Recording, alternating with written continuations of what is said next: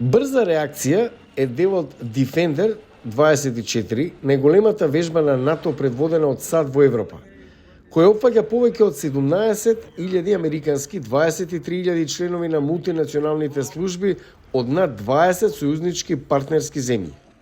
Обуката има за цел да ја подобри способноста за одвраќање закани, вели директорот на Европската команда на САД, генерал мајор Џејмс Кризел, која води вежбата.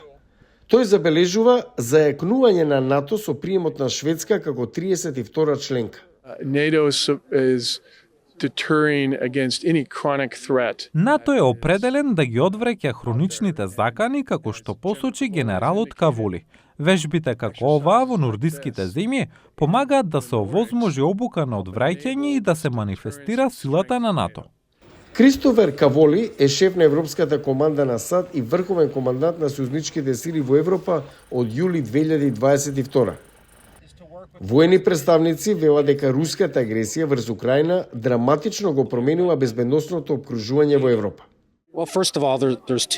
Постојат две закани во светот во моментов.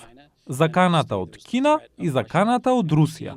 Ја гледаме агресијата низ која минува Украина во моментов. Она што би рекол е дека НАТО е целосно подготвен да направи какво било одвраќање или доколку е потребно да ги зајакне нашите партнери во Европа од каква било руска агресија. Новите закани ги потикнаа Финска и Шведска да се приклучат на алијансата и ги натераа земите членки на НАТО да ги зголемат трошоците за одбрана. Со Шведска, НАТО добива добро опремена војска со најголеми воздушни сили во нордиско-балтичкиот регион. Воени представници велат дека морнарицата на земјата, најголема на Балтикот, е опремена со најсовремени подморници дизајнирани за плитки води.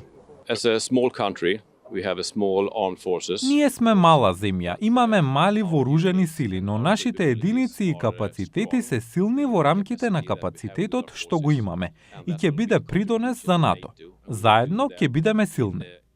Со вклучувањето на Шведска, ова членство им дава пристап на сојузниците до стратешки значајниот полуостров Кола, клучен за спротивставувањето на руското воено присуство и ја зајакнува подготвеноста за справување со безбедносните предизвици на северот.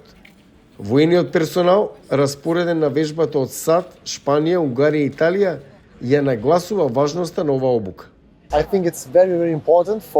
Мислам дека тоа е многу важно.